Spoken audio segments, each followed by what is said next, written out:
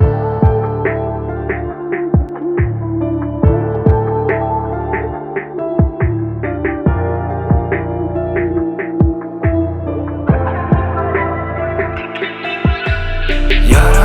gulim yüreğimi tikenim bilen. Koca dönerim ehliyeden arzularımı men. Ya dedim belki de seyir deyip gelmekten. Benim tikenli gulim, benim tikenli gulim.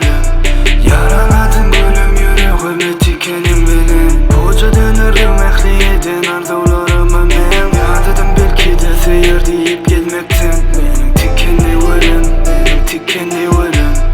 Aydan olsadım ama hakikati yüzüme düzgünürdüm özüme. Sana uğraşmadım. Güzel gulim söz verdi, güzel gulim anladı. Yüreğimde ornadı, kalbimi yaraladı. Seni yine hüyüme getirdi özlem aşını. Olmadık bedenime, dildimenin başkası. Bağrına basışını, yalvarıp duruşumu. Gözlerim görmeseydi, sen pulla satılışını.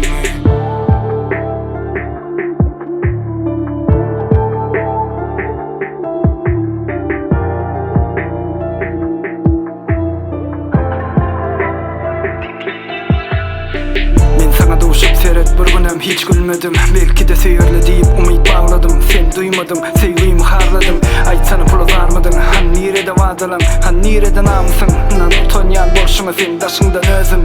Tikeneklerin bilen girdin yüreğime. Bu gorsak önen her sözlerine. Vak bolsa da gaytara uyduna. Sen salmadım yüreğimin törünü. Sana bu günlerim seni öldür sonuna dolanma islersin. Sen bu bolşun bilen anan asla uyduna takmarsın.